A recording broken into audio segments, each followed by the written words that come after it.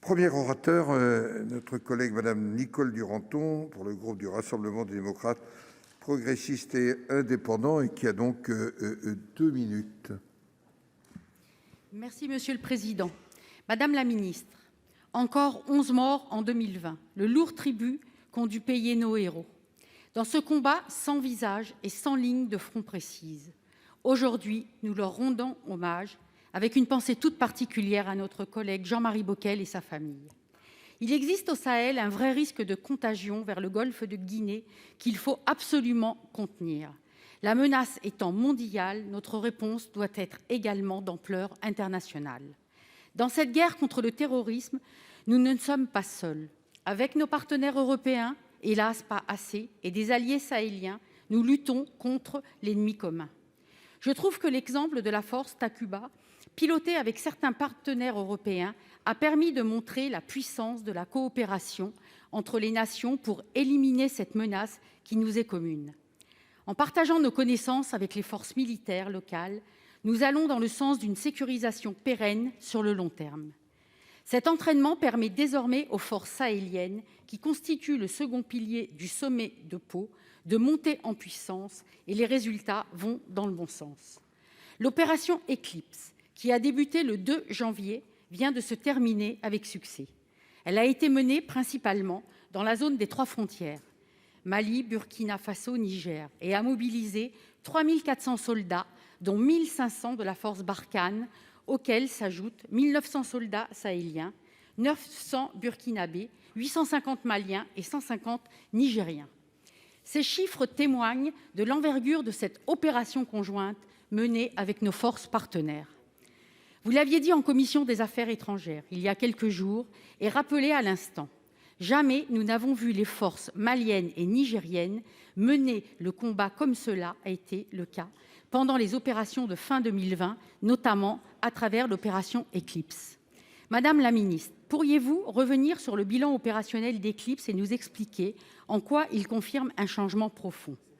Avec ce retour d'expérience, quel enseignement pouvons-nous d'ores et déjà tirer sur les étapes à franchir pour que les armées sahéliennes puissent intervenir avec de plus en plus d'autonomie, puisque Barkhane ne sera pas éternel? Je vous remercie. Madame la ministre. Madame la sénatrice, mesdames et messieurs les sénateurs, merci de cette question qui permet en effet de mettre en évidence l'évolution rapide de la combativité et des capacités opérationnelles que démontrent les armées sahéliennes. Il y a eu à la fin de l'année 2020 l'opération Bourrasque, il y a eu à compter du 2 janvier de cette année l'opération Eclipse. Vous avez rappelé l'ampleur de l'opération, 3 400 militaires, dont 1 500 Français et près de 2 000 soldats partenaires. Et je souligne le retour, en quelque sorte, des militaires burkinabés qui n'étaient pas intervenus dans le cadre de l'opération Bourrasque. Le résultat a été probant, neutralisation de nombreux terroristes djihadistes et saisine et destruction d'un volume important de ressources logistiques. Alors, quelles conclusions faut-il en tirer ? Il s'agit en fait d'une stratégie que je qualifierais de partenariat de combat, qui consiste à intégrer de plus en plus nos partenaires sahéliens à nos forces. Je veux parler de la force Barkhane ou de Takuba. Alors, je l'ai dit, les Sahéliens se renforcent et contestent le terrain aux groupes armés terroristes. Nous en avons encore eu un exemple à la fin du mois de janvier, avec les attaques qui ont eu lieu contre Boulikessi et Ombori, où les forces armées sahéliennes ont réussi à mettre en déroute une centaine de djihadistes. De ce point de vue, je crois que cela se passe de commentaires. Ce partenariat de combat, c'est une clé majeure et c'est aussi cela que Takuba va aider à faire. Pour terminer, on peut également tirer des conclusions plus structurelles de cela, en soulignant qu'il n'y aura pas de véritable résultat durable si par ailleurs il n'y a pas une refonte en profondeur, une sorte de restructuration des armées de ces pays. Et je crois que ce qui est important, c'est que ces pays y sont aujourd'hui décidés. Le Niger et le Mali s'apprêtent à recruter massivement des forces pour pouvoir régénérer les forces existantes. Ces pays s'apprêtent également à conclure. concevoir un cycle opérationnel digne de ce nom. Il s'agit donc en quelque sorte de professionnaliser ces armées et c'est ce à quoi nous allons nous employer à leur côté. Merci. Je vais donner la parole à André Guillaume pour le groupe du Rassemblement démocratique et social européen. Et pour 2 minutes. Monsieur le Président, Madame la Ministre et Monsieur le Ministre, Monsieur le Président Cambon, chers collègues, ma question s'adresse à Monsieur le Ministre de l'Europe et des Affaires étrangères, Jean-Yves Le Drian. La Commission des Affaires étrangères, de la Défense et des Forces armées du Sénat ont reçu en audition Monsieur Aguila Saleh, président du Parlement de Tobrouk. Monsieur Saleh nous a présenté la situation de son pays et les relations ambiguës que le gouvernement de Tripoli, dont il ne reconnaît pas la légitimité, entretient avec la Turquie. Il a notamment évoqué le détournement du produit de la vente des pétroles libyens au profit du financement des milices ou de mercenaires qui sévissent sur ce territoire. Un de ses objectifs bien légitimes est de mettre un terme, après avoir démocratiquement repris le contrôle du pays, aux actions de ces milices ou de ces mercenaires installés avec la complicité de la Turquie et avec la connivence du gouvernement de Tripoli. Dans le même temps, plus au sud, nos soldats se battent contre un ennemi diffus sur un territoire immense, confronté à des actes d'attentats et d'embuscades lâches et meurtriers. Je regrette par ailleurs que les pays européens également concernés par le terrorisme ne soient pas significativement à nos côtés au Sahel, malgré la mise en place de la task force Takuba, bien que Madame la Ministre ait apporté quelques éléments positifs. Tout en rappelant quand même que depuis le Brexit, la France est désormais la seule puissance au sein de l'Europe à siéger comme membre permanent du Conseil de sécurité de l'ONU, puisqu'elle porte la dissuasion nucléaire qui contribue à la sécurité de tous. Je rappelle cela pour ceux qui constamment comparent aveuglément notre déficit public à celui de nos voisins. Pour ce qui concerne le sujet qui nous préoccupe aujourd'hui, ne craignez-vous pas, Monsieur le Ministre, que ces milices ou ces mercenaires, une fois empêchés d'intervenir en Libye, ne viennent renforcer d'une manière ou d'une autre les groupes armés terroristes au Sahel, mettant de fait en danger nos soldats de l'opération Barkhane? Dans l'hypothèse donc où ce risque existerait, et dont vous ne manquerez pas d'analyser la pertinence, comment l'anticiper afin que nous prenions dès aujourd'hui les mesures qui s'imposent afin de ne pas exposer plus encore nos soldats au Sahel? Je vous remercie. Merci, cher collègue. Monsieur le ministre, pour 2 minutes également. C'est-à-dire, c'est compliqué, Monsieur le Président, Monsieur le sénateur Guillaume, de parler de la Libye en 2 minutes, tant son histoire est complexe et sa réalité politique, administrative et militaire et économique est confuse. Simplement, il peut y avoir parfois des bonnes nouvelles venues de Libye. Ça peut arriver. Et là, honnêtement, le fait qu'il y ait un cessez-le-feu qui soit respecté et qui a été acté le 23 octobre dernier, qu'il y ait l'idée d'organiser des élections le 24 décembre qui vient, ce cessez-le-feu est respecté. La projection pour les élections de 24 décembre de cette année est aussi toujours en cours. Alors, par rapport à votre question, la seule difficulté, c'est que M. Aguila Saleh, dont vous avez parlé longuement, que vous avez reçu ici, ainsi que M. Bachaga, ont été battus aux élections internes du Conseil de transition, du forum politique qui réunit les différentes composantes de ce que peuvent représenter les partis libyens.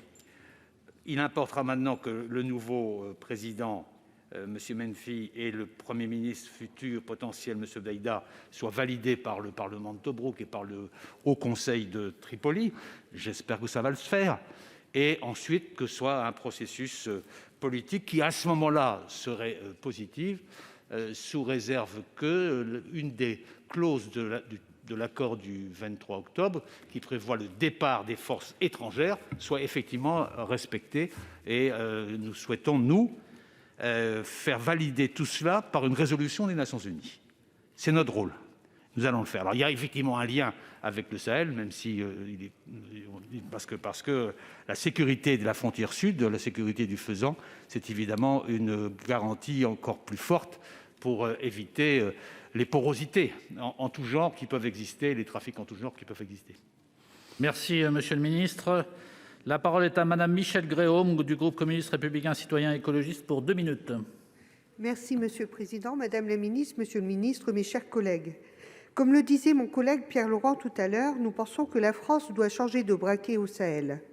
À ce titre, nous arrivons au bout de notre modèle d'action fondé avant tout sur le militaire, malgré des concepts comme les 3D ou le continuum sécurité-développement. Se pose dès lors la question de nos perspectives en matière de développement et de diplomatie. Le 10 décembre dernier, le bureau du conseiller spécial pour l'Afrique de l'ONU, ses représentations permanentes de l'Afrique du Sud et du Nigeria, ainsi que l'Union africaine ont proposé une nouvelle note sur les flux financiers illégaux en Afrique. Cette dernière, s'appuyant sur la feuille de route de Lusaka prise à l'initiative de l'Union africaine en 2016, dresse un tableau essentiel de la situation et des objectifs à atteindre. Ainsi, les flux financiers illégaux participent chaque année à la fuite de 88,6 milliards de dollars du continent. Cela représente presque autant que les rentrées annuelles combinées de l'APD et des investissements étrangers en Afrique.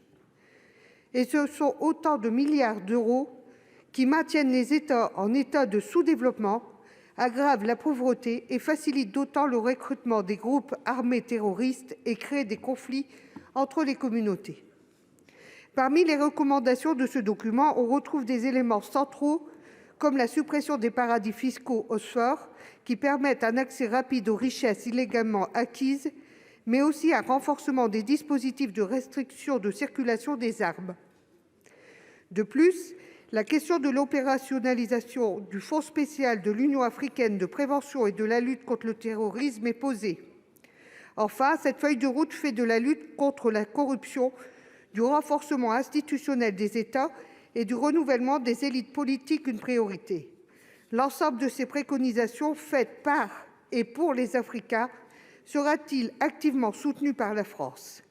À ce titre, Merci, il faut conclure, cher le collègue. prochain sommet du N'Djamena peut-il être l'occasion de réunir les moyens de la rendre opérationnelle ? Merci. Merci, monsieur le ministre. Oui, Madame la sénatrice, la question que vous abordez n'est pas spécifique au Sahel, même si le Sahel, comme les autres États africains, est concerné par ce phénomène gravissime des flux financiers illicites en Afrique. Vous avez raison de citer ce rapport de la CNUSED qui met le doigt sur ces dérives considérables et cet trafic inacceptable. L'enjeu, à notre avis, c'est que et l'Union africaine et la nouvelle zone ZLECAf que l'Afrique a mis en place pour assurer une meilleure capacité de développement et un contrôle des flux soient mises en œuvre.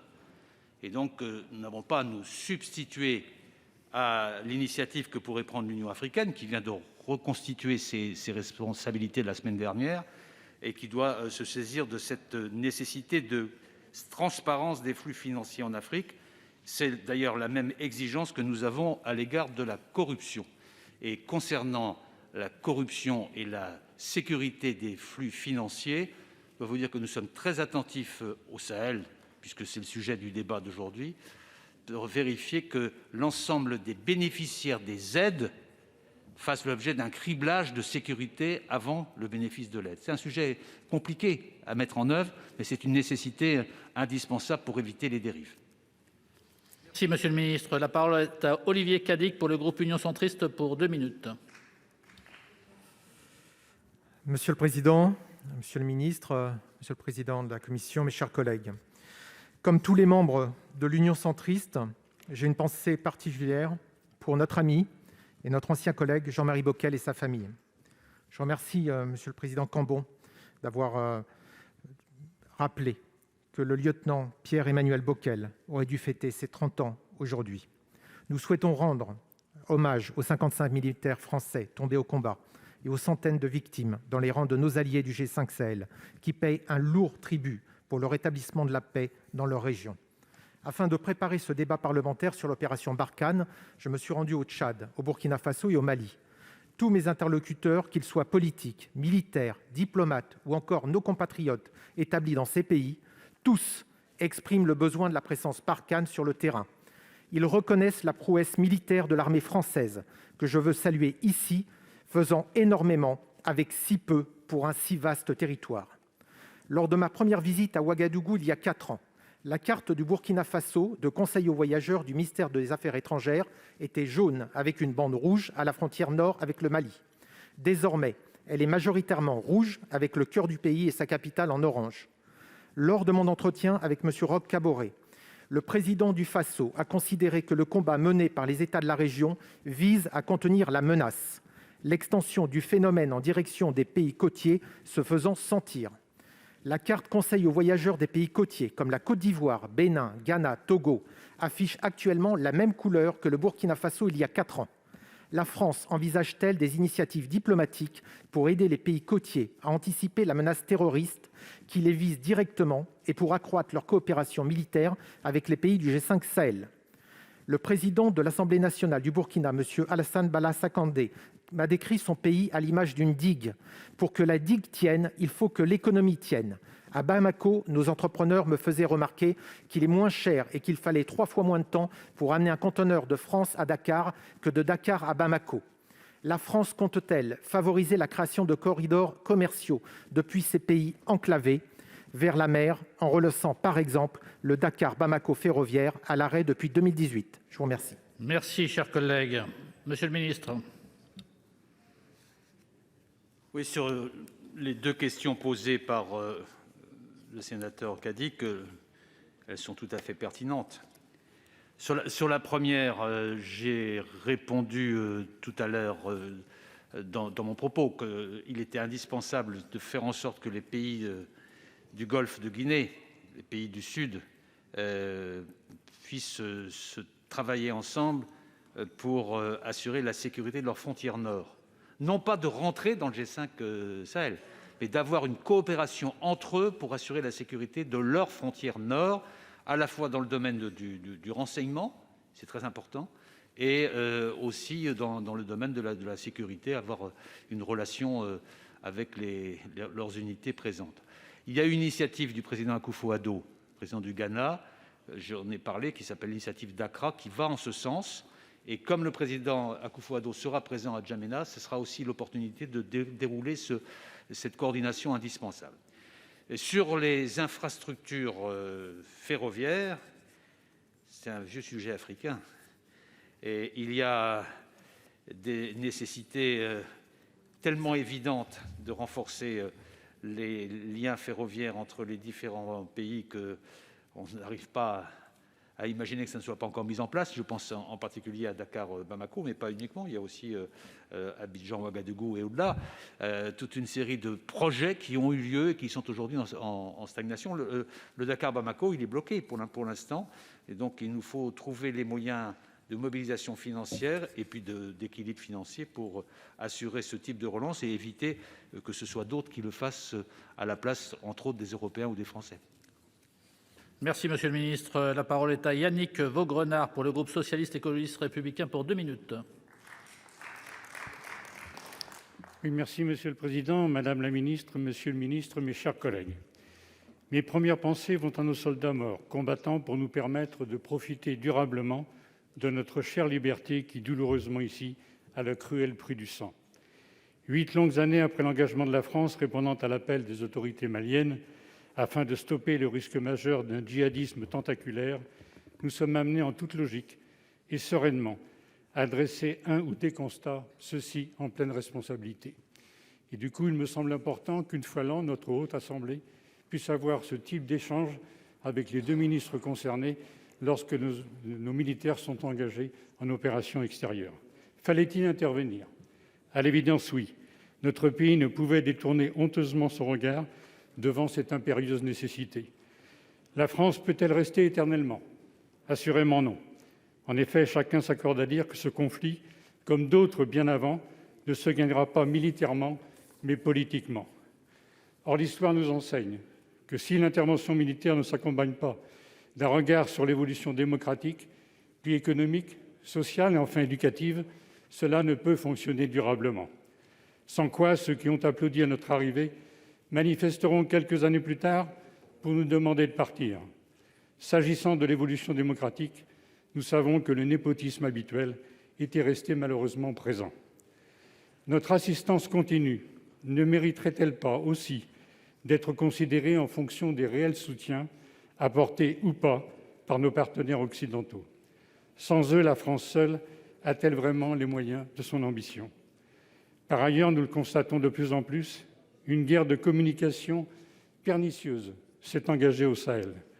Chine et Russie y jouent un rôle majeur et tentent de discréditer notre pays pour prendre pied en Afrique, avec les enjeux économiques qu'il est aisé de deviner.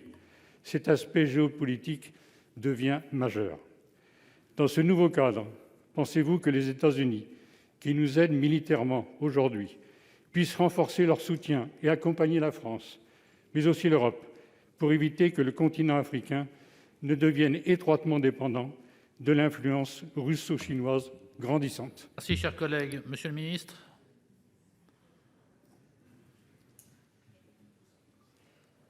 Monsieur le sénateur Vaugrenard, je ne vais pas revenir sur les constatations que vous avez faites il y a un instant, puisque j'ai déjà, je crois, par anticipation, répondu dans mes propos tout à l'heure, sauf un point qui concerne l'action des États-Unis. Nous avons, il y a plusieurs types de relations que nous devons avoir avec les États-Unis concernant le Sahel, puisque je me concentre sur ce sujet. Il y a d'abord le soutien militaire aux opérations conduites par Barkhane. La ministre des Armées a évoqué ce soutien. Moi-même, j'en ai parlé dans mon discours de tout à l'heure. Il nous seconde dans le domaine du transport, dans le domaine du ravitaillement en vol et dans le domaine du renseignement par drone. Cette présence est très importante pour nous, je pense pour l'opération Barkhane. Je n'ai pas le sentiment qu'elle sera remise en cause. Il y avait eu des tentations sous l'administration précédente sur ce sujet. Plusieurs moments où on avait eu le sentiment que l'administration américaine voulait retirer ce soutien, qui n'est pas extrêmement important, puisque c'est 0,0035 du budget de la défense américaine. Mais il est essentiel, et je crois que les conversations que j'ai pu avoir avec mon homologue Anthony Blinken et les conversations que la ministre des Armées a pu avoir avec son nouvel homologue aussi nous laissent à penser que ce soutien va se poursuivre. Il y a un autre aspect qui n'est pas secondaire, qui est le Conseil de sécurité. Puisque, en particulier, les opérations de la MINUSMA supposent une décision au sein du Conseil de sécurité qui est renouvelée tous les ans. Et nous avons eu parfois des difficultés à avoir la validation du Conseil de sécurité avec les risques d'un veto américain sur cet engagement. Et là, nous allons avoir cette discussion avec les autorités américaines, puisque la décision du renouvellement interviendra au mois de juin.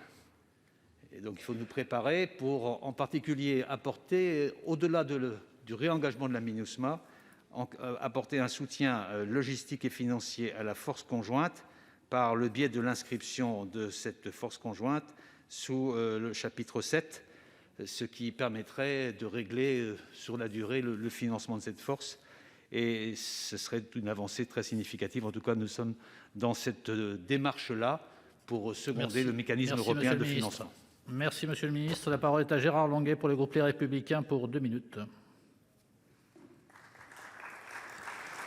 Monsieur le Président, Madame le Ministre, Monsieur le Ministre, mes chers collègues, sur le fond, avec autorité, avec gravité, mais avec mesure, Christian Cambon et Bruno Retailleau ont exprimé le point de vue du groupe républicain. J'y adhère totalement. Ma question s'adressera d'une part à Madame Florence Parly et à Monsieur Le Drian.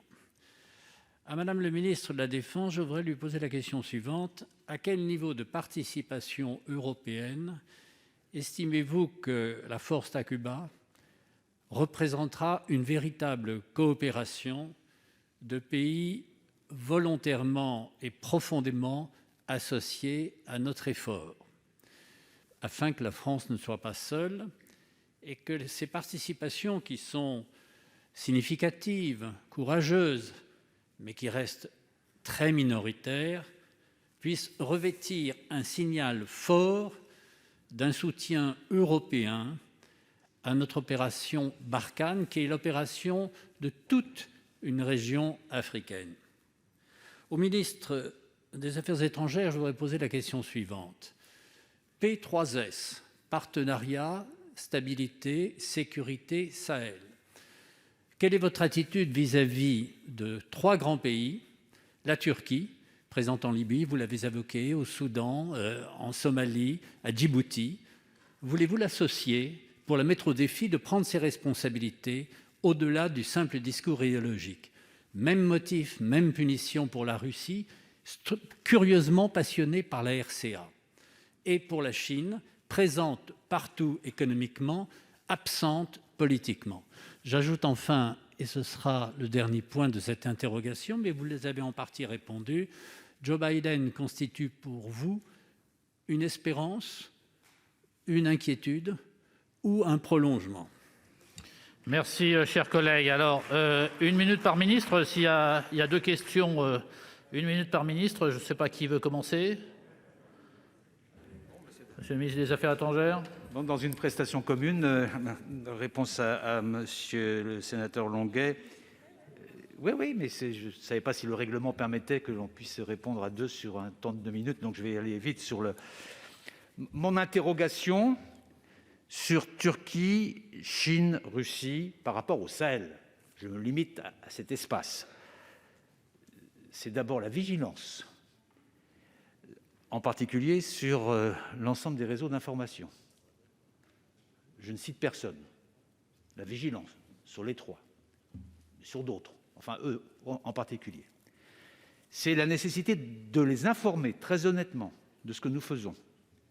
Pour une raison simple, c'est qu'ils siègent au Conseil de sécurité et que la force MINUSMA, mais y compris notre propre engagement, est validé par le Conseil de sécurité. Donc, vigilance, information et précaution sur les projets de développement qui peuvent parfois aboutir à un déséquilibre financier des pays qui sont éventuellement bénéficiaires. Mais je constate que dans l'aide au développement, en ce moment au Sahel, aucun des 3 n'est vraiment présent sur ces sujets-là, sur le développement. Monsieur le ministre, madame la ministre. Merci, Monsieur le Président. Monsieur le sénateur, je crois qu'il est difficile de répondre de façon arithmétique à votre question. Ce n'est pas un sujet de chiffres. Il y a un certain nombre de conditions pour que ça fonctionne et que ça fonctionne bien. D'abord, il faut rappeler que pour que Takuba fonctionne, il faut qu'il y ait des forces maliennes disponibles, car c'est elles que nous accompagnons au combat. Et cela renvoie à la réponse que je faisais tout à l'heure. Pour que ces forces maliennes soient disponibles en nombre croissant et de façon permanente, il faut aussi s'assurer que les forces armées se restructurent pour générer cette force sur le terrain. La deuxième condition, c'est qu'il faut des moyens. Les contingents qui viennent avec des forces spéciales européennes doivent être accompagnés d'équipements significatifs. J'ai parlé du contingent suédois qui arrive avec des hélicoptères, du contingent italien qui arrive avec des moyens d'évacuation sanitaire. C'est indispensable pour l'autonomie de la force Takuba. Et puis, il faut aussi que la force Takuba puisse entraîner d'autres partenaires.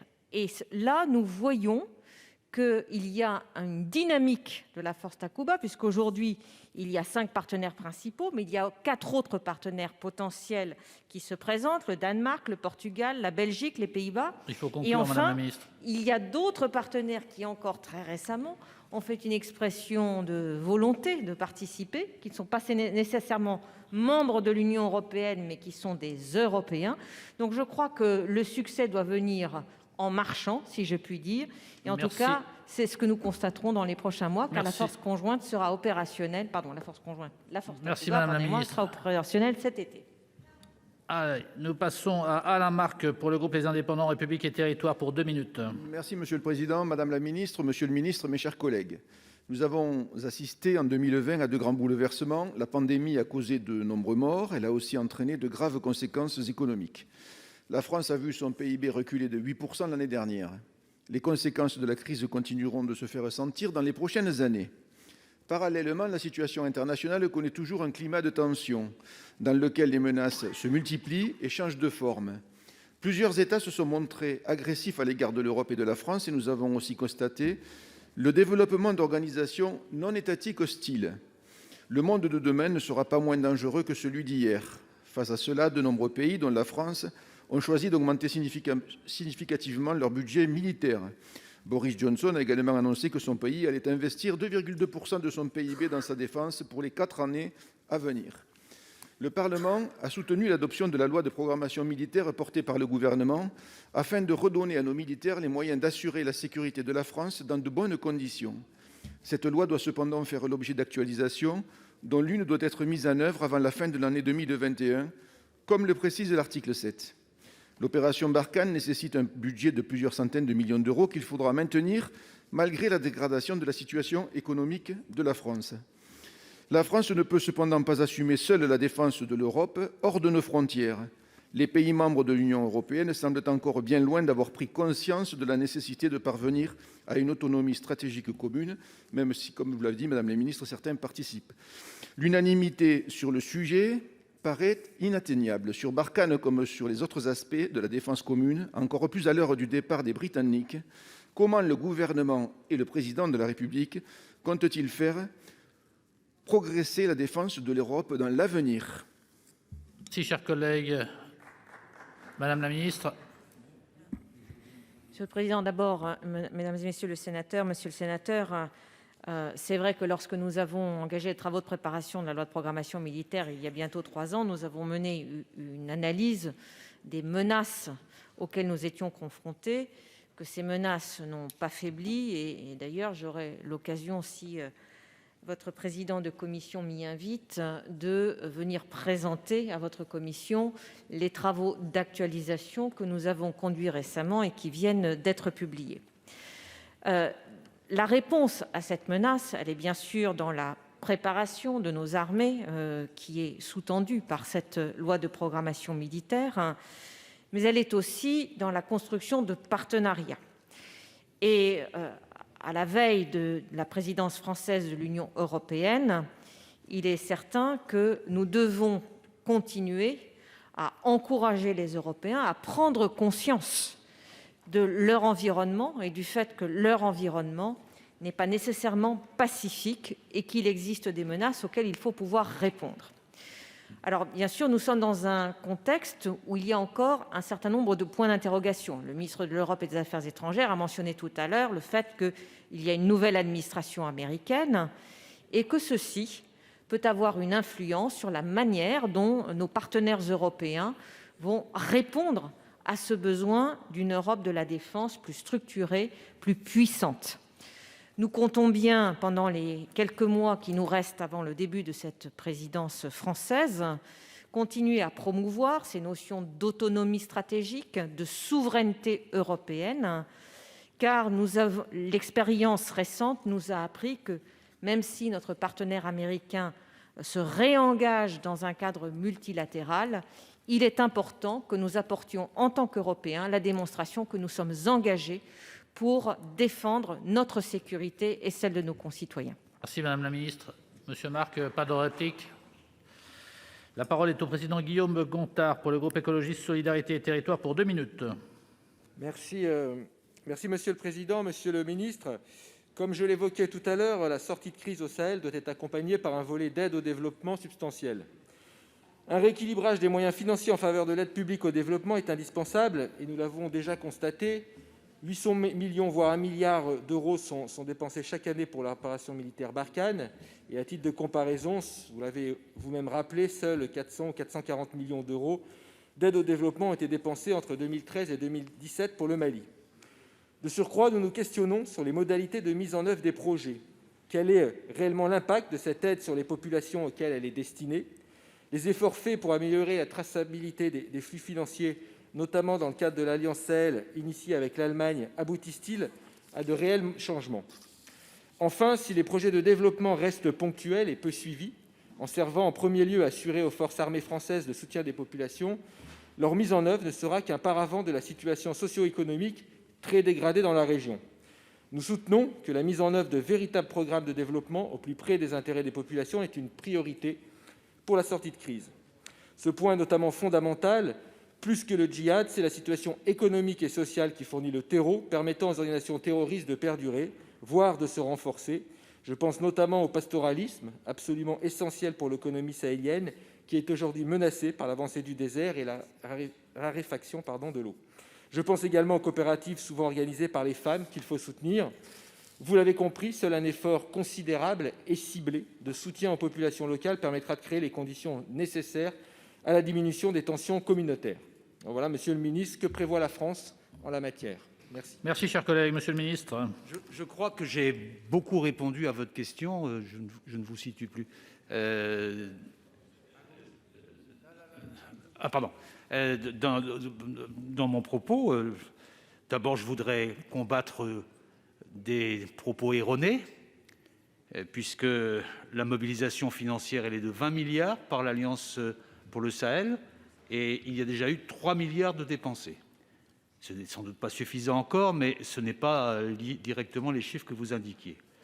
Par ailleurs, nous veillons à ce que les engagements qui sont pris se fassent en relation étroite avec les acteurs locaux. Et je peux vous donner des exemples, parce qu'en vous écoutant, on a l'impression qu'on ne fait rien. Alors, d'abord, je vous ai indiqué les chiffres, ils ne sont pas négligeables, y compris les chiffres français. On en reparlera au moment du débat sur la loi de programmation. Mais je vais prendre un exemple qui me parle, moi, beaucoup, parce que c'est l'exemple de Konna, qui est au Mali, et qui est une bourgade qui a été la première victime des attaques des djihadistes et sur lesquelles il y a eu les premiers combats. À Konna, il y a une opération qui a été initiée par l'AFD et en soutien avec la Banque mondiale, l'Union européenne et l'Allemagne, donc il y a des participations croisées, qui a abouti à la dépollution et la réhabilitation du port, parce que cette ville se trouve au bord du fleuve, à un ensemble de formations professionnelles de 3500 jeunes, à la restauration de salles de classe, de cliniques, à l'extension du réseau routier, à l'extension de l'éclairage public et du réseau d'électricité sur la même commune, avec une participation des acteurs à la définition des priorités. Si ça ne s'appelle pas du développement, je ne sais pas comment ça s'appelle. Et de la même manière, monsieur le sénateur, j'ai évoqué la relance de la Grande Muraille Verte, qui est un enjeu mobilisateur considérable, et c'est le président de la République qui en a pris l'initiative. C'est un sujet africain, porté par les Africains depuis longtemps, enterré depuis longtemps, et maintenant, je crois, capable d'une vraie mobilisation pour le développement. Merci, monsieur le ministre. Président Gontard. Oui, merci, monsieur le président. Monsieur le ministre, moi, je vous parlais des chiffres de la France, mais de toute façon, on pourra en reparler dans la loi de programmation. Et je n'ai pas dit qu'il n'y avait rien de fait. Au contraire, j'ai juste dit qu'il fallait peut-être rééquilibrer et qu'on était à ce moment de rééquilibrage. D'où ma question. Et vous avez rappelé effectivement un certain nombre d'exemples, mais d'autres débouchés existent aussi. Je pense à un autre exemple, et notamment à l'opération Grande Muraille Verte, c'est au Sahel en 2007, et qui patine justement faute de moyens suffisants. Ce projet ambitieux vise à stopper l'abrogation du Sahara en plantant des forêts à sa lisière. Plus qu'une ligne Maginot d'arbres dont l'efficacité serait sujette à débat, il s'agit d'un projet beaucoup plus ambitieux d'agroforesterie, à même de répondre à la situation désastreuse que rencontrent les éleveurs de la région, piliers de l'économie locale. Merci. La parole est à François Bonneau pour le groupe Union Centriste pour 2 minutes. Monsieur le Président, Madame la Ministre, Monsieur le Ministre, Monsieur le Président de la Commission, chers collègues, en janvier 2013, le lancement de l'opération Serval au Mali a permis de stopper l'offensive djihadiste qui menaçait Bamako. Depuis 8 ans, l'armée française opère sur un territoire en proie à des trafics qui s'intensifient du fait de la porosité des frontières. Nos soldats, à qui nous témoignons un soutien indéfectible, opèrent sous la menace constante d'embuscades ou d'engins explosifs improvisés. La France s'inscrit avec les pays membres du G5 Sahel dans une coalition de régimes politiques et militaires avec pour objectif la lutte contre les groupes armés terroristes. Conscient que l'avenir de cette région passe par l'implication des pays de la zone, la France développe au maximum les différents aspects de la coopération interétatique. Mais la montée en puissance des forces armées nationales est contrastée selon les derniers rapports de la MINUSMA et d'ACLED, qui rappellent qu'avec les groupes d'autodéfense, elles sont responsables de plus de 70% des décès au Mali. Face à la multiplication des protagonistes, l'enjeu pour les gouvernements de la région est d'encadrer ces milices, parfois proches de l'État. Enfin, la position française est d'autant plus compliquée que la population malienne commence à se retourner contre notre présence. Le 3 janvier 2021, nos forces ont été accusées de bavure à côté de Bounti. Cette même accusation a été relayée, vous le savez, sur les réseaux pro-russes et pro-turcs. À l'heure où 50% des Français sont encore favorables à l'opération Barkhane, et face à la potentielle dégradation de l'image de la France, malgré les efforts consentis, avant tout sur le plan humain, mais aussi financier, il est urgent d'établir un agenda politique. Ainsi, quelles vont être l'ensemble des mesures prises pour permettre de créer les conditions de la stabilité dans cette région et les indispensables évolutions politiques, tout particulièrement au Mali. L'Union européenne envisage-t-elle une stratégie plus intensive d'aide au développement pour faire reculer la pauvreté et le ressentiment, fermons du recrutement des mouvements islamistes? Merci, cher collègue. Monsieur le ministre. Monsieur le sénateur, vous avez repris quasiment l'ensemble des sujets qui ont été évoqués au cours de ce débat, donc ça m'est difficile de resélectionner tel ou tel aspect. Je connais bien la région, je m'y suis rendu très souvent, à la fois auprès de nos forces, mais aussi auprès des autorités politiques, mais aussi auprès de la société civile et des acteurs du développement. Je reste tout à fait convaincu que ces pays et ces populations souhaitent la présence de la France. Et la manifestation à laquelle vous faisiez référence du 3 janvier dernier n'a pas eu le succès que ses promoteurs avaient affiché la veille. Ce qui montre bien qu'à la fois, il y a du respect, mais il y a aussi de l'attente sur nos initiatives et de l'attente de paix. Ça nécessite un engagement sans faille des autorités des 5 pays du G5 Sahel. Qu'ils soient au rendez-vous, mais qu'ils soient aussi à l'initiative de l'accélération du processus politique. Et je reviens sur un point sur lequel on ne s'appesantit pas assez souvent, c'est la reprise de la discussion sur les accords d'Alger. Il y a eu à un moment donné des accords.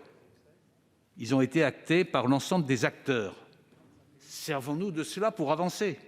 Sinon, on va recommencer sans arrêt des discussions à non plus finir. Il y a des textes, ils sont validés, ils sont respectés par les différents acteurs internationaux. Mettons-les en œuvre. Et c'est l'urgence politique est celle-là. Et pour que cette urgence politique s'applique, il faut l'ensemble des acteurs politiques du territoire, puisque la fin de votre question était sur la politique, se mobilisent pour la mise en œuvre de ces accords d'Alger, que ce soit les Algériens, mais ils viennent de le faire là, puisque j'ai annoncé tout à l'heure que le comité de suivi allait se tenir à Kidal à l'initiative de l'Algérie, mais aussi l'ensemble des chefs d'État et des classes politiques africaines pour que les accords d'Alger deviennent une réalité.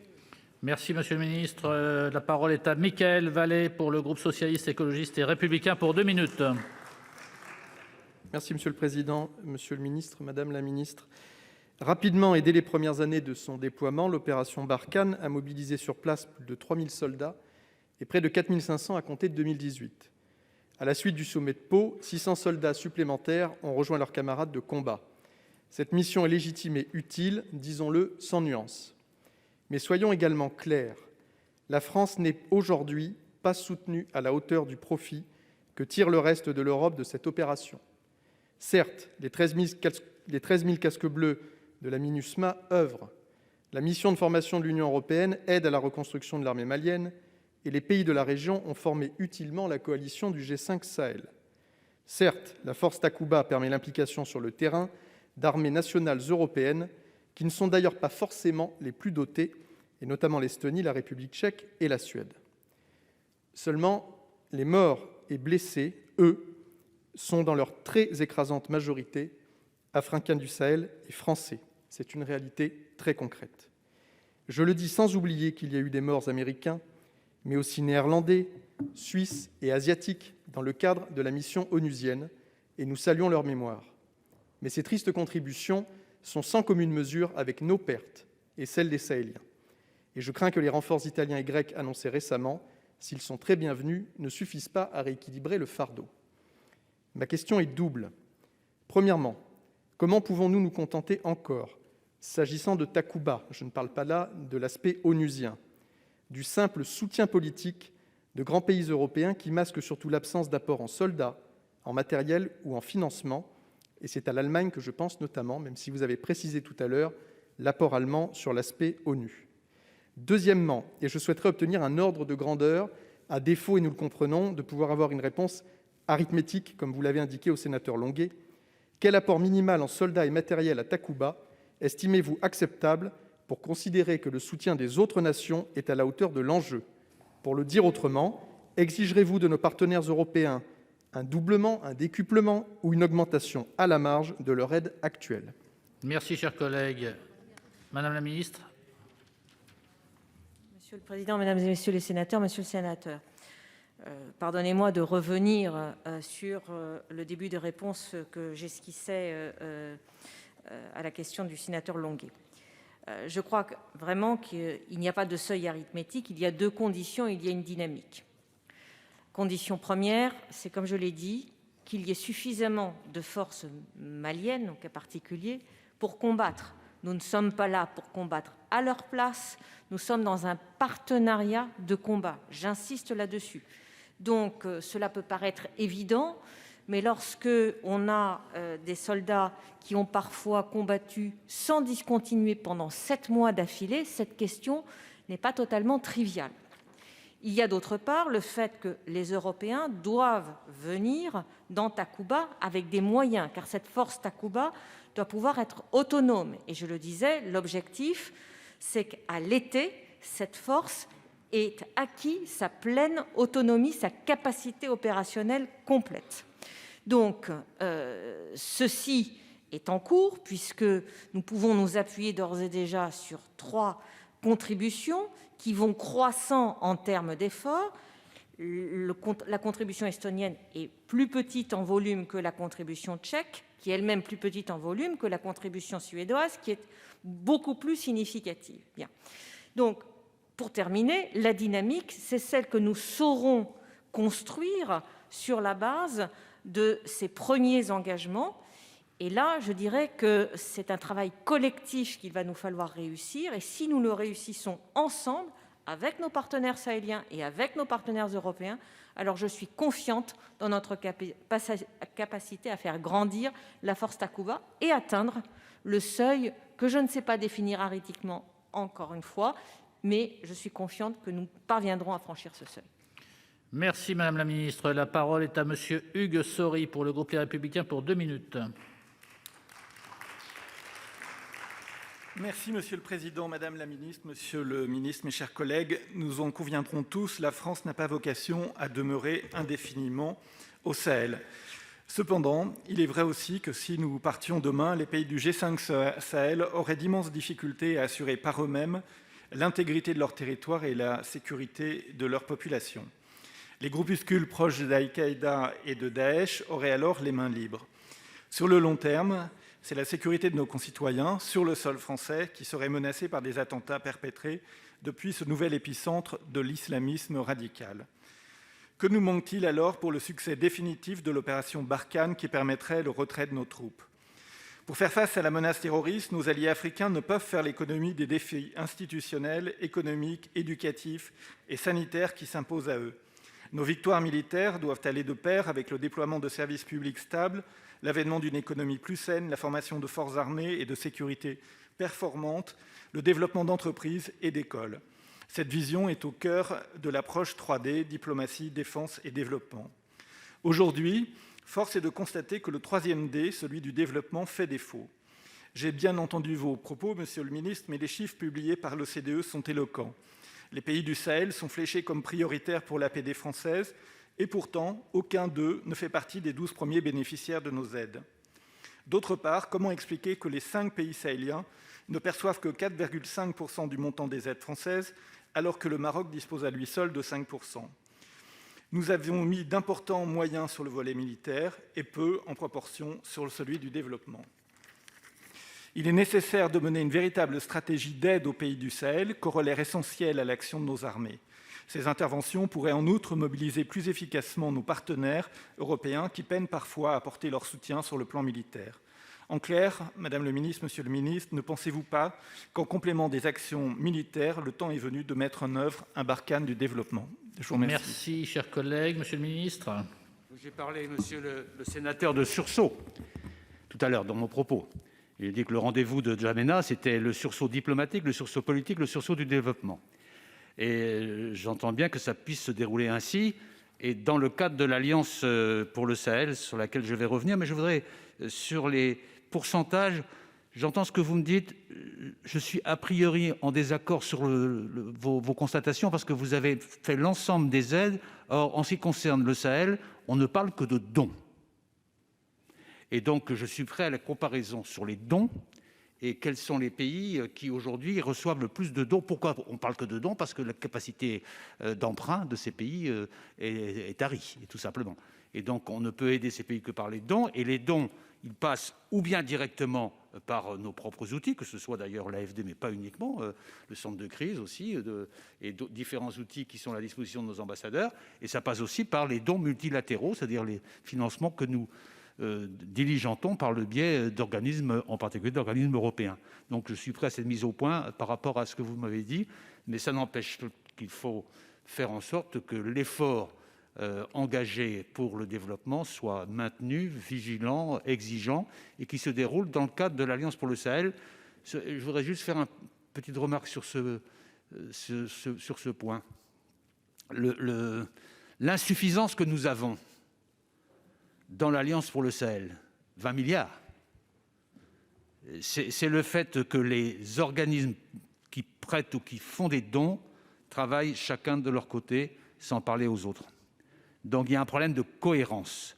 Et parce que c'est une vraie bataille, la bataille que nous devons mener maintenant, c'est de faire en sorte qu'il y ait une forme de territorialisation de l'ensemble des acteurs sur un territoire donné, pour permettre le développement. Autrement, on n'aura pas de développement, on aura un challenge de tel ou tel organisme et de tel autre, et non pas un vrai développement. Et c'est le sujet d'aujourd'hui. Et pour cela, il faut beaucoup de volonté politique, parce qu'il y a beaucoup d'organismes, la Banque mondiale, la Banque africaine de développement, l'Union européenne, les différents fonds émergents à l'Union européenne, les pays de l'Union européenne, l'USAID américaine. Tout cela nécessite une coordination et une cohérence, c'est ça l'enjeu. Merci, monsieur le ministre. La parole est à Hélène Conway-Mouret pour le groupe socialiste, écologiste et républicain pour 2 minutes. Merci, monsieur le président, madame et monsieur le ministre, mes chers collègues. Comme tous mes collègues avant moi, je souhaite rendre hommage à celles et ceux qui consacrent leur vie, parfois malheureusement jusqu'au sacrifice ultime, à notre protection. 2 ministres, 2 questions. La première s'adresse à madame la ministre des Armées. Nos militaires déployés dans l'opération Barkhane au Mali depuis plus de 8 ans, ils mènent une guerre asymétrique contre le terrorisme. Sur le terrain, ils vivent au quotidien sous la menace des engins explosifs improvisés à chaque sortie de leur base dans des véhicules blindés légers, les plus adaptés aux missions, mais vulnérables et vieillissants. Les kits de surprotection des VBL Mk1 vont bientôt être livrés, mais avons-nous une feuille de route pour lutter efficacement contre les IED? Aussi, n'est-il pas temps d'engager une réflexion sur le compromis nécessaire entre mobilité, discrétion et protection pour les VBAE, peut-être à mener d'ailleurs avec notre partenaire belge. Par ailleurs, compte tenu de la mutation de la forme des combats, ne devrions-nous pas nous reposer davantage sur le support aérien et procéder ainsi à un rééquilibrage de nos forces pour continuer à exercer une pression maximale sur nos ennemis? Ma seconde question s'adresse à monsieur le ministre de l'Europe et des Affaires étrangères. Vous avez rappelé très justement que le consensus qui se dégage autour de l'idée que la résolution de la crise malienne passera surtout par une approche globale liant défense, diplomatie et développement qui permettra la reconstruction d'un État de droit. La population, qui ne voit guère les progrès que son pays devrait faire grâce aux centaines de millions d'euros que nous investissons dans de nombreux projets par le biais de l'aide publique au développement, continue de sombrer dans la pauvreté. Les bénéficiaires en sont les groupes armés, qui s'appuient sur une forme d'assise populaire pour renouveler leurs forces tombées au combat. Le véritable enjeu est donc bien de tarir la source de recrutement de ces groupes qui attirent à eux, non pour des raisons idéologiques ou religieuses, une jeunesse sans espoir d'insertion économique et sociale, sans espoir d'avenir. Monsieur le ministre, vous avez présenté les grandes lignes de l'aide internationale apportée au Sahel, mais pouvez-vous préciser nos priorités en matière d'investissement donc prioritaire pour nous, la France, pour l'AFD, dans la reconstruction d'un appareil régalien fonctionnel à même d'assurer la sécurité de sa population, son éducation, sa santé, et un système judiciaire dans lequel il a confiance afin de lutter sur le long terme contre les causes profondes de déstabilisation du Sahel. Merci, chers collègues. Donc, on va essayer de partager le temps en essayant de respecter la minute. Madame la ministre. Merci, Monsieur le Président. Madame la sénatrice, les engins explosifs improvisés sont des armes non discriminantes qui frappent d'abord les populations et qui prouvent à quel point les groupes armés terroristes ne cherchent pas la confrontation avec nos forces armées. Alors, Barkhane a réussi récemment plusieurs opérations conséquentes. Je l'ai mentionné dans mon intervention liminaire, je n'y reviens pas. Mais je pense que le démantèlement d'une partie des capacités d'IED a été réalisé. Donc, nous ciblons les poseurs de ces engins et les réseaux. Quelles sont les perspectives? La perspective première, c'est la régénération du parc de véhicules, avec, dans un premier temps, la livraison dans les prochaines semaines de kits de protection qui comprennent à la fois des blindages extérieurs et de la mousse intérieure pour pouvoir mieux protéger nos combattants. Ça, c'est vraiment l'affaire des prochaines semaines. Puis, il y aura, plus tard, un nouveau véhicule, le VBAE. Entre-temps, nous essayons d'équiper nos forces avec les engins les plus récents et les plus efficaces. C'est l'arrivée des Griffons du programme Scorpion au cours de l'année 2021 qui va aussi contribuer à améliorer la protection de nos militaires. Et puis, il y a des développements sur des technologies innovantes, des radars pour pénétrer à travers le sol afin d'identifier d'éventuels IED, des brouilleurs, également des robots de déminage. Tout ça va contribuer à améliorer la protection de nos forces. Enfin, vous avez parlé de l'arme aérienne. L'arme aérienne est absolument indispensable, mais elle ne permet pas tout. Nous avons aussi besoin de forces au sol pour pouvoir attaquer ceux qui sont au plus près des populations que nous pourrions risquer d'atteindre. Et j'en profite pour dire que nous discriminons nos actions. Et donc, nous avons besoin d'armes au sol, en plus de troupes au sol, en plus de l'arme aérienne. Merci, Madame la ministre. Vous avez épuisé la quasi-totalité. Je ne vais pas donner pour 5 secondes le temps à Monsieur le ministre. Peut-être que dans une réponse ultérieure, vous pourrez peut-être apporter quelques éléments, Monsieur le ministre. Je vais passer la parole à Isabelle Raimond-Pavereau pour le groupe Les Républicains pour 2 minutes. Monsieur le Président, Madame la Ministre, Monsieur le Ministre, je rends hommage à la mémoire de tous ceux qui sont tombés en opération extérieure et mes pensées vont à leurs familles dont la vie a basculé. Le sommet de N'Djamena doit être l'occasion d'une franche évaluation de ce qui a été réalisé depuis le sommet de Nouakchott. Une évaluation de ce que chaque pays consacre en moyens humains et financiers à la paix. Madame la ministre, vous vous êtes entretenue avec votre homologue, le secrétaire d'État américain Lloyd Austin. Depuis, avez-vous pu obtenir plus d'informations quant au niveau de participation des États-Unis dans la bande sahélo-saharienne en termes de drones, de renseignements, de transport logistique? Sans ce soutien, nous savons que des opérations peuvent être compromises. Ce sommet doit poser clairement une question de fond. Quel prix pour quelle paix? Pour ce faire, il est moins question d'agenda que d'agenda de responsabilité. Nous ne gagnerons pas la paix sans déconstruire la propagande des djihadistes qui étendent leur politique d'influence, de déstabilisation, de recrutement vers le golfe de Guinée et sans gagner la confiance des populations. Il doit également être un moment de franchise. L'excellence des diplomaties africaines n'ignore pas la présence de nombreuses influences étrangères. Il n'est pas inutile de rappeler que celles-ci n'ont ni les mêmes méthodes de résolution de crise, ni la même appréhension des droits humains. Le très regrettable épisode dans le village de Bounty et les accusations proférées desservent la paix et favorisent les terroristes. Nos partenaires africains savent combien l'information est une bataille en soi. Monsieur le ministre, quel message sera porté pour que chaque partie assume ses responsabilités, notamment quant au respect des missions des soldats français? Merci, chers collègues. Monsieur le ministre.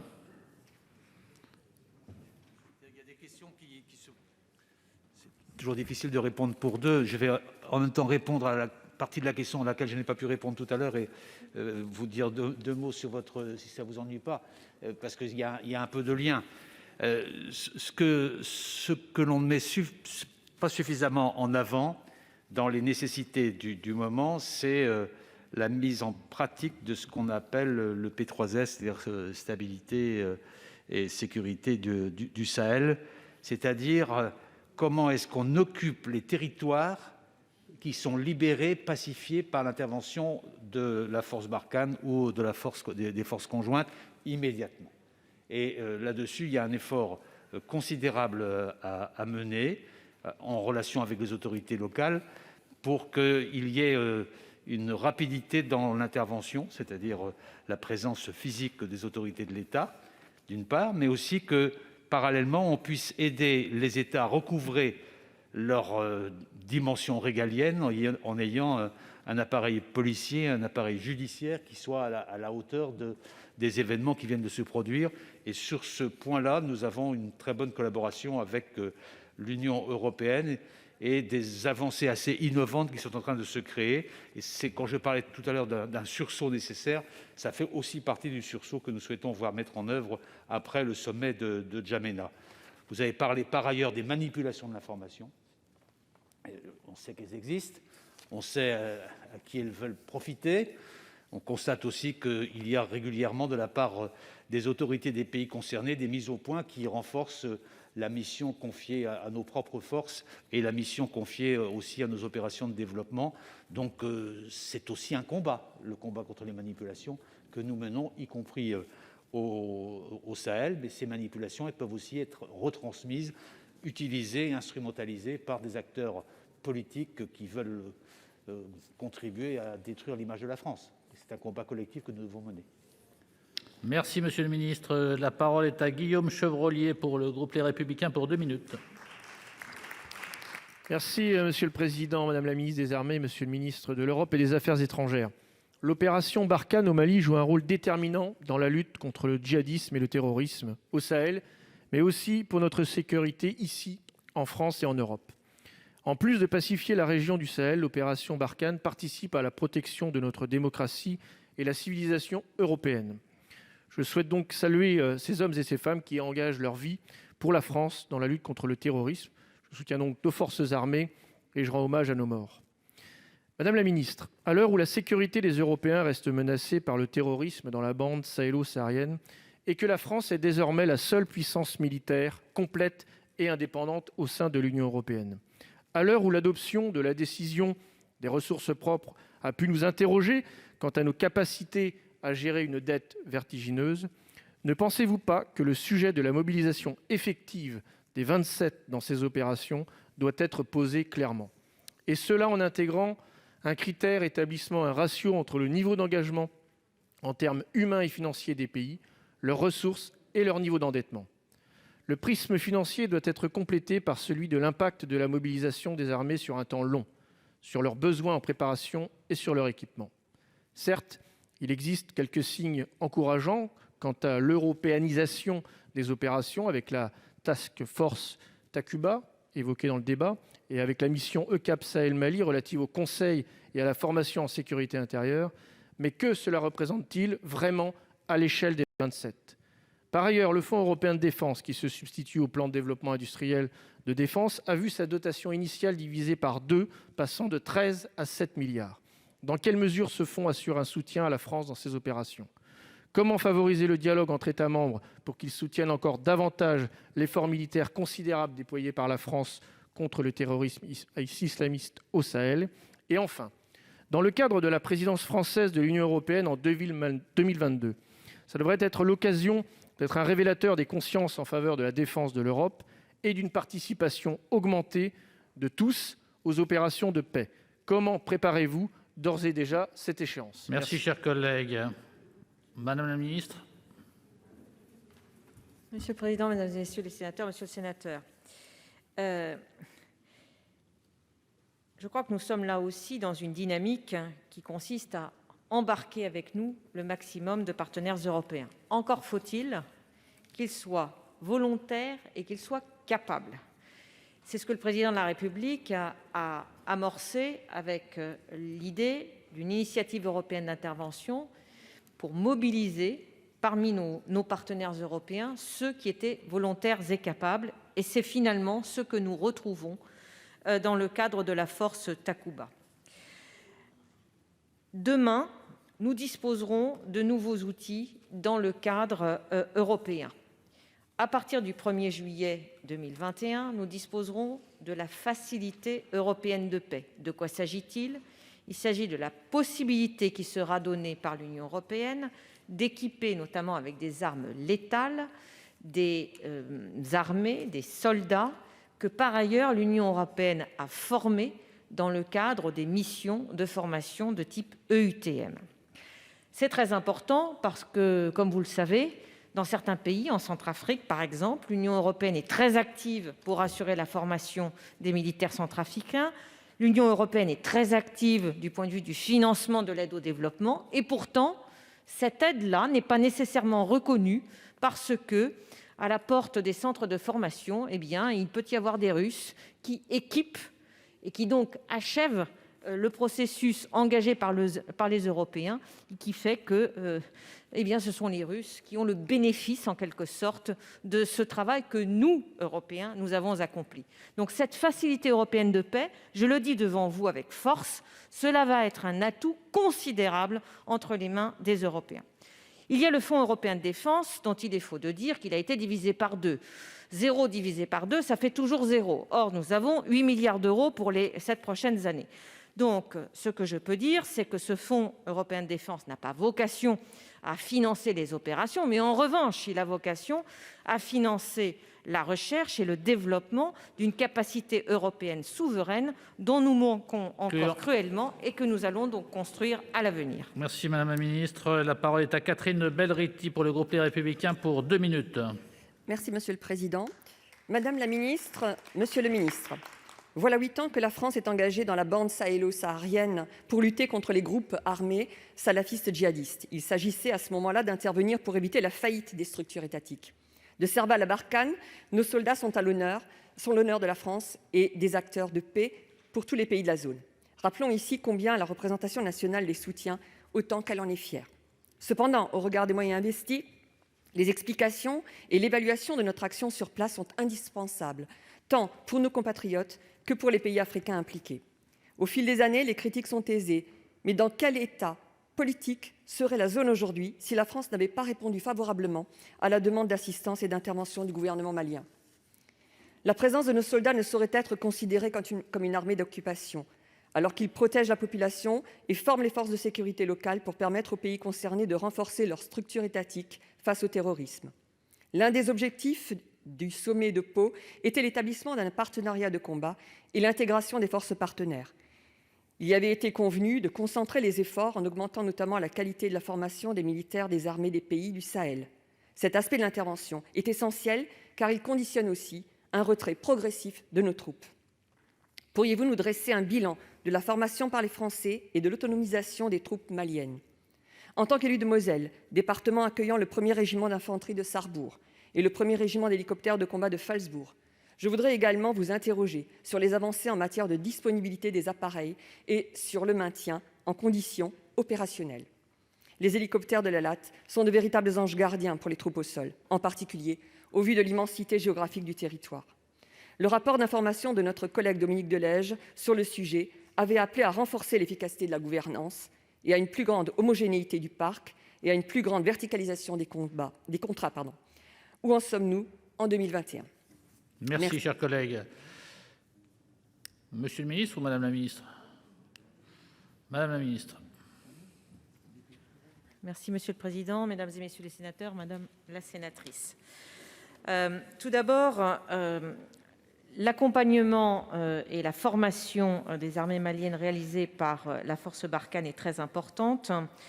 Nous y avons consacré beaucoup d'efforts et de mémoire, mais on vérifiera ce chiffre, je pense que plus de 15 000 militaires maliens ont été formés depuis que Barkhane réalise cette formation, en plus bien sûr des formations qui sont réalisées par l'EUTM Mali. Donc c'est tout à fait conséquent, mais au-delà, je l'ai dit, il y a des actions structurelles à conduire qui relèvent largement des autorités maliennes, mais nous allons les aider grâce à une coopération structurelle renforcée au niveau du ministère de la Défense malien. L'autre aspect de votre question porte sur la disponibilité des moyens que nous mettons à disposition de Barkhane, et en particulier des hélicoptères qui, même si j'ai répondu en disant que les hélicoptères étaient importants mais pas suffisants, jouent néanmoins un rôle absolument essentiel pour nos opérations. La disponibilité des hélicoptères est critique pour Barkhane. Nous avons en gros un taux de disponibilité en opération de l'ordre de 75-80%, ce qui est très bon, ce qui est bien meilleur que la disponibilité dont nous disposons en métropole, si je puis dire. Et heureusement, parce que tout doit être fait pour que ces machines soient disponibles et puissent compléter l'intervention de nos forces au sol. C'est particulièrement exigeant parce que les conditions météorologiques sont très exigeantes. L'usure qui est provoquée sur ces machines est accélérée. Et par conséquent, au-delà des efforts que nous faisons et sur lesquels je serai amené sans doute à rendre compte à votre commission sur le maintien en condition opérationnelle de nos moyens aériens, il y a une attention particulière pour que le nombre d'hélicoptères que nous avons sur place et qui est taillé au plus juste, puisque nous avons une trentaine d'hélicoptères qui sont déployés au Sahel, puisse être en permanence opérationnel. Donc nous y veillons comme le lait sur le feu. Merci Madame la Ministre. La parole est à Pascal Alizard pour le groupe Les Républicains pour 2 minutes. Monsieur le Président, Madame la Ministre, Monsieur le Ministre, mes chers collègues, Madame la Ministre, ma question est pour vous. Depuis 2013, la France est donc présente au Sahel dans un dispositif qui n'a cessé d'évoluer et de croître. Sur le terrain, de francs succès opérationnels ont été rencontrés, des cibles de haute valeur éliminées. Notre connaissance du théâtre est désormais assez précise, nos modes d'action se sont adaptés, vous l'avez précisé, et les personnels se sont aguerris au contact d'une région et d'un ennemi rude. Chacun d'entre nous ici a une pensée, bien évidemment, pour nos soldats tombés là-bas. Même si elles n'affrontent pas un État, nos troupes et leurs alliés africains font face à une adversité solide et organisée. Et comme cela a été rappelé par le commandant de l'opération Barkhane, l'ennemi a sa propre volonté, il aspire à un projet politique et dispose d'une stratégie pour la mettre en œuvre. Cet ennemi n'est pas unique, il est pluriel, protéiforme, sous la forme de différents groupes s'appuyant notamment sur les tensions communautaires existantes, l'absence d'alternatives sociales ou économiques et les difficultés des États locaux. Il a su muter, s'ajuster aussi à notre dispositif. Et dans ce contexte, nous avons glissé d'une opération limitée à une véritable guerre asymétrique qui s'installe dans la durée. L'opinion publique occidentale voit dans les modes d'action des ennemis une certaine lâcheté, quand d'autres y voient au contraire une efficacité redoutable à moindre coût pour atteindre ses objectifs. Sur le retour d'expérience de Barkhane, mais aussi d'Afghanistan, quelles sont, Madame, les conséquences que vous allez tirer pour la France en matière d'engagement dans ces opérations extérieures?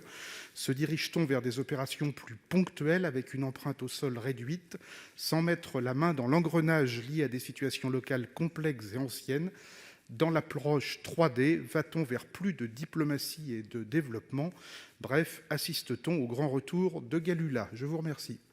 Merci, cher collègue. Madame la Ministre. Monsieur le Président, Mesdames et Messieurs les sénateurs, Monsieur le Sénateur, vous avez fort bien décrit ce qu'est une guerre asymétrique. C'est une guerre qui engage un adversaire qui est généralement plus faible, qui se dérobe face à la force militaire et qui, refusant l'affrontement direct, développe d'autres outils. Tous les coups sont permis, si vous me permettez cette expression. Quand je dis tous les coups sont permis, il s'agit non seulement de nous discréditer, nous, mais aussi d'exploiter, par exemple, les tensions communautaires, de s'affranchir du droit international humanitaire, de cibler directement les populations civiles en les terrorisant, en les menaçant, en les ralliant ou tentant de les rallier par la force, d'où la présence de très jeunes combattants sur le théâtre, en détruisant les écoles, en assassinant les chefs locaux, bref. Donc, face à ce type d'agissement, il nous faut, nous aussi, être capables de déployer des outils dans tous les champs, y compris les champs nouveaux, comme le champ de l'information, comme le champ du cyber. Sinon, on laisse la place à une sorte de modèle alternatif à celui qui devrait être celui des États, c'est-à-dire une justice qui est fondée sur la charia, une éducation qui est fondée sur l'éducation religieuse de l'islam radical, etc., etc. Donc, c'est la raison pour laquelle nous développons, nous aussi, des outils dans ces champs nouveaux, nous développons ces nouveaux modes d'action. Et nous considérons, au fond, qu'il y a une sorte de continuité entre cette lutte contre le terrorisme qui s'exerce à l'intérieur et puis ce que nous pouvons connaître aussi sur le territoire national. Donc je crois qu'il faut ne pas être naïf et bien comprendre les armes de l'adversaire pour pouvoir apporter notre propre riposte. Merci Madame la Ministre. Monsieur Pascal Alizard pour une réplique. Oui, Madame la Ministre, merci pour ces précisions. Et effectivement, la guerre asymétrique, le développement des technologies nivelantes, l'extension de la confrontation dans le champ informationnel mettent les démocraties que nous sommes en difficulté dans leurs opérations. Et l'actualisation stratégique 2021 souligne bien la généralisation du recours aux stratégies hybrides et multiformes. Attirer au sol sur leur terrain des forces occidentales régulières est une vraie stratégie des groupes armés terroristes. Et les armées françaises, je crois, ont su faire évoluer leurs tactiques, leurs outils.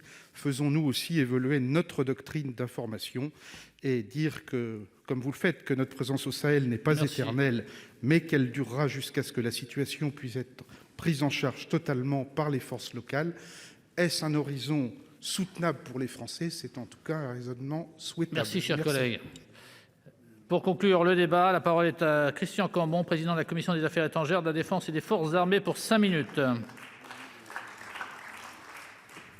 Monsieur le Président, Madame, Monsieur le Ministre, mes chers collègues, si véritablement on s'était posé des questions sur l'utilité d'un tel débat, je crois que l'après-midi d'aujourd'hui nous a renseigné de manière précise, à la fois par le nombre très important, malgré les conditions sanitaires, de nos collègues qui ont souhaité assister, y compris jusqu'au bout, à cette réunion, et la qualité des questions qui ont été posées. Je ne vais pas me livrer un résumé de ce débat, parce que la richesse des réponses, y compris lorsqu'elles ont été contraintes par le temps, n'éclairerait pas plus nos collègues que les réponses qui vous ont été accordées par les ministres. Je veux donc bien sûr renouveler mes remerciements au Président, aux membres de la Commission des Affaires étrangères et de la Défense qui, par leur travail préparatoire, programme par programme, ont pu préparer ce débat, et à chacune et à chacun d'entre vous, car j'ose croire que les échos, fussent-ils lointains, de ce débat parviendront à nos militaires, et je pense qu'ils verront que par votre présence, par la qualité des questions que vous avez posées, par la richesse des interventions, vous avez un véritable attachement personnel et politique, bien sûr, avec chacune et chacun d'entre eux, au moment même où ceux-là sont en mission, et on connaît les dangers qu'ils portent chaque jour. Madame, Monsieur le Ministre, je voudrais vous remercier pour la qualité de vos réponses et de vos interventions, car j'ai bien évidemment, comme nous tous, retenu nombre d'éléments sur les 4 piliers notamment, et ceux qui nous interrogeaient le plus. Vous avez ressenti à travers les différentes interventions une volonté de mieux orienter encore l'aide au développement. Ce n'est pas la négation de ce qui est déjà fait, mais comme vous l'avez très bien dit, Monsieur le Ministre, il y a autant de pays qui interviennent qu'il y a de politiques de développement dans ce pays, et ça dure depuis tant d'années. Et si on faisait l'addition de toutes les sommes qui ont été engouffrées dans le bassin du fleuve Niger, et que l'on en voit les résultats, c'est-à-dire pas grand-chose, eh bien évidemment, on serait surpris. Et donc je pense qu'il faut que le sommet de N'Djamena soit le sommet du sursaut, des sursauts que vous avez évoqués. Je pense qu'il n'y a pas de sursaut particulier à attendre de la part de nos forces françaises et de nos alliés qui font un travail extraordinaire, avec un courage inouï.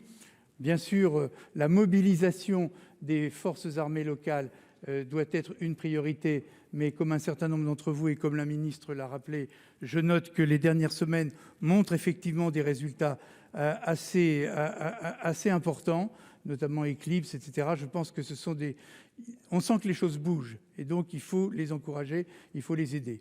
En termes de gouvernance, on l'a dit bien évidemment, il faut aller vers la réconciliation, et la France doit peser de tout son poids pour que cette réconciliation s'organise avec celles et ceux qui veulent bien sûr, jouer l'avenir du Mali et non pas le faire disparaître. Et bien évidemment, sur l'aide au développement, nous redisons tous, je crois sur tous ces bancs, qu'il faut aller plus loin. En tous les cas, je note le consensus sur tous les sièges de cette honorable Assemblée sur la présence française, alors que la presse qui m'attend et qui n'a qu'une seule question à poser, c'est est-ce que le Sénat s'est prononcé pour le départ des troupes françaises? Bien évidemment, notre réponse à nous tous va dans le même sens. Je crois que ce serait du reste un singulier affront que l'on adresserait à nos militaires de les avoir envoyés là-bas, puis maintenant de leur dire de revenir comme ça, comme si rien ne s'était passé. Leur mission n'est pas terminée et il faut véritablement que lorsque les conditions que vous avez l'un et l'autre évoquées seront rassemblées, eh bien à ce moment-là, on pourra, morceau par morceau, effectif par effectif, commencer à alléger les effectifs que nous avons là-bas. Mais personnellement, je pense que ce qui est important, c'est que la mission que la France exerce au Mali s'exerce aussi avec le soutien de l'opinion française. C'est par là que je vais en terminer. Rien ne serait pire, souvenez-vous de l'Afghanistan après Ouzbine, quand on a vu que l'opinion française commençait à ne plus croire à cette opération. Globalement, il était inscrit déjà dans les faits qu'on allait partir.